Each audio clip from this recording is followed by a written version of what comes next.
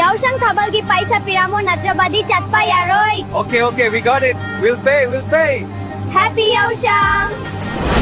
Info Tower, Air India 302 established on final, requesting landing clearance. Air India 302, wind calm, runway 29, clear to land. Air India 302, confirm go around.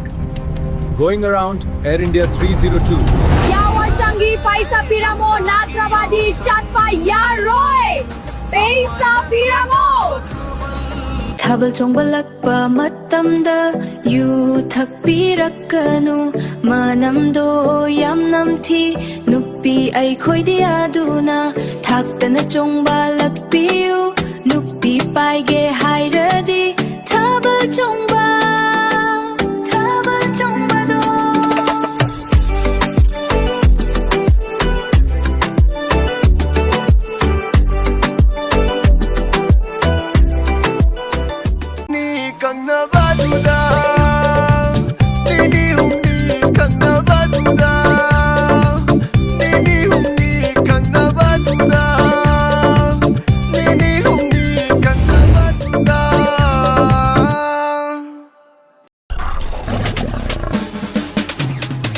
Mamana yumda sauri sentam pam leitre bungo lauro ni sepe majama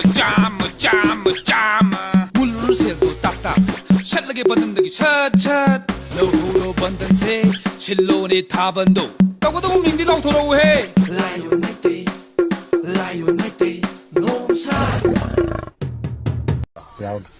lafoi gum di pizura adu grinder da chapkairaga lafoi lafoi gantu du sokoi hey mayam parado yo mahi thongnamne oh aina lale ꯑꯗꯨꯃ ꯐꯤꯡꯗꯤ ꯌꯥꯝ ꯐꯤꯡꯕꯅꯤ ꯅꯨꯄꯥꯗ ꯑꯃꯨꯛ ꯗꯣꯡ ꯗꯣꯡ ꯂꯥꯎꯕꯅꯤ ꯑꯗ ꯊꯃꯣꯏꯗꯤ ꯌꯥꯝ ꯁꯦꯡꯕꯅꯤ ꯃꯥꯒꯤ ꯃꯑꯣꯡ ꯃꯇꯧꯗꯨꯗ ꯏꯃꯥꯗꯤ ꯌꯨꯝ ꯑꯁꯤꯗ ꯂꯛꯈꯃꯤ ꯆꯪꯉꯕꯣꯏ ꯂꯥꯛꯑꯕꯣꯏ ꯅꯤꯡꯉꯨꯔꯦꯗꯅ ꯏꯃꯥ ꯂꯛꯈꯃꯤ ꯂꯥꯛꯑꯕꯅꯤ direct ꯂꯛꯈꯃꯤꯅꯤ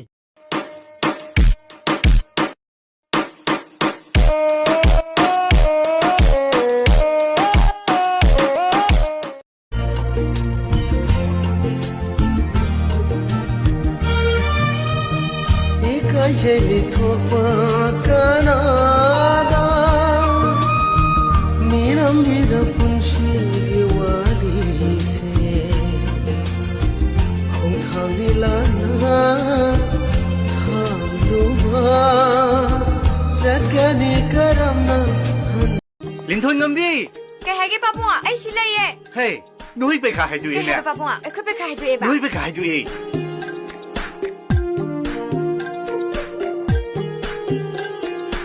eh matam mang na bani mamai rom dagi adom yeng khalo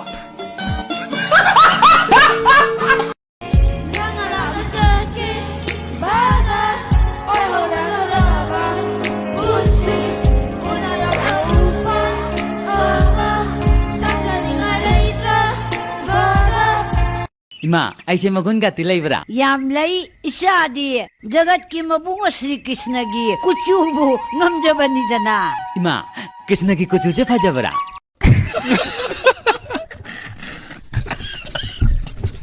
Kari maram dagino nang nakoi company sida thabuk tawning isa. Thawak lai tabai.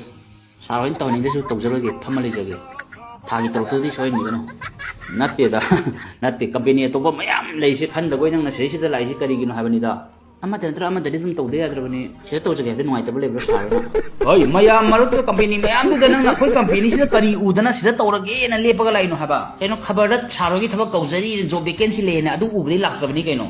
Nangi regular job to natana atopa kai pibang amni kai tobang amni ha company sigi sarai adu mami na sa deko sai law mata ai thabang na ta to kai tawja kam ki bu ki sele hoi ai bhut nang na company se join tawraga di company se kamai na grow to hangani ana khan me dagi lai no habang amgani na kai no ai di ai jakhot aba ai grow na lak sabni company mai grow to hangam ta di ai sai company na hangoi dro thabo ka phangda le je somda ai ga tha nang work experience nang pa zero ne nang kalam da phangoi thabang na atopa da so ma yaw ai da biyo Mane ha mane saroi toro tan badi experience to kari ini ithin pidra Maka lekai kutin sidi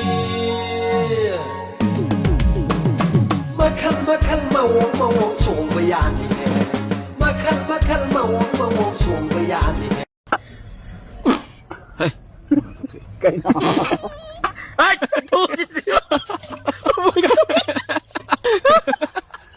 ꯑꯃꯨꯛ ꯀꯩꯅꯣ ꯅꯠꯇꯦ ꯃꯅꯤꯔꯣꯝꯒꯤ ꯃꯥ ꯊꯣꯛꯂꯛꯏꯁꯦ ꯀꯔꯤꯒꯤꯅꯣ ꯆꯤꯠꯈꯤꯕꯅꯦ ꯆꯤꯠꯈꯤꯕꯅꯦ ꯈꯥꯡꯕ ꯉꯝꯃꯛꯇ꯭ꯔꯕ ꯈꯥꯡꯕ ꯉꯝꯃꯛꯇ꯭ꯔꯕ ꯑꯗꯨꯗꯒꯤ ꯃꯤꯁꯥꯔꯕ ꯃꯣꯏꯅ ꯄꯥꯜꯂꯤꯕꯇ ꯃꯣꯏꯅ ꯄꯥꯜꯂꯤꯕꯇ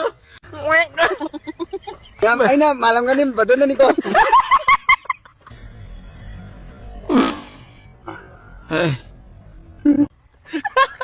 मामला ने A plus B into square into bracket square करे तो A plus B into bracket square करे तो रिजल्ट आता है A square plus 2AB plus B square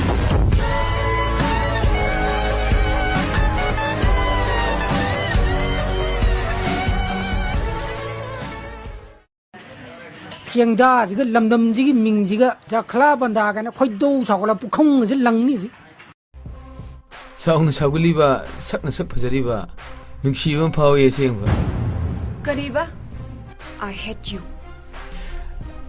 I love you